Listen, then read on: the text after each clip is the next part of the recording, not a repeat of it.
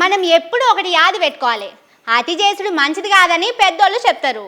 వాళ్ళ మాటను ఒకసారి కాకపోతే ఒకసారన్నా వినాలి. దేనికి ఎంత చేయాలనో గంతే చేయాలి. అట్లా కాదని అడ్డం పొడుగు చింపిటాకలేస్తామంటే నవ్వేటోళ్ళ ముంగట జారి పడ్డట్టే అవుతుంది. మందికి ఈనో ప్యాకెట్లు తాగిచ్చుడు కాదు, మనమే తాగే కాడికి వస్తుంది. ఇగో వీళ్ళకి అట్లనే అయింది. ముందుగా మురిసినమ్మ పండుగెరగదన్నట్టే అయింది. పోండ్రి కాంగ్రెస్ వాళ్ళ కథ.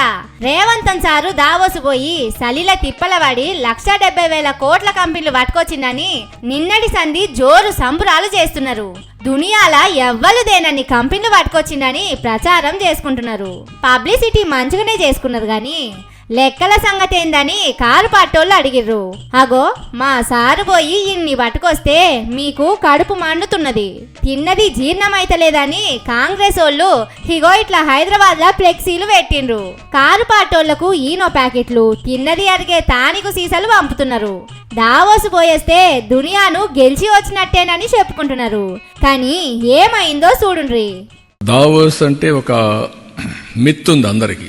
ఎన్ని ఎంఓయూలు చేశారు, ఎంత డబ్బులు వచ్చాయి, ఇదొక అంటే ఇన్ ది సెన్స్ ఇక్కడుండే ఎంఓయూలు అక్కడ పోయి చేసుకోవాల్సిన పని లేదు. Davos is a place for networking. అయిపాయే జబ్బలు జరుచుకుంటే ఇప్పుడు ఆయింట్మెంట్ రాసుకునే కథాయే.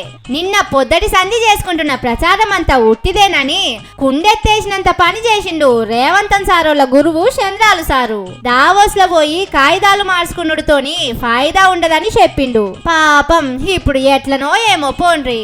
నిన్నటి సంధి గల్లెగురేసుకొని తిరిగినోళ్ళు ఇప్పుడు ముఖం మీద దస్తి కప్పుకొని తిరుగుతారు కావచ్చు. కానీ ఈ మాట చంద్రాలు సారు కంటే మొదలు భట్టి సారు కూడా చెప్పిండు.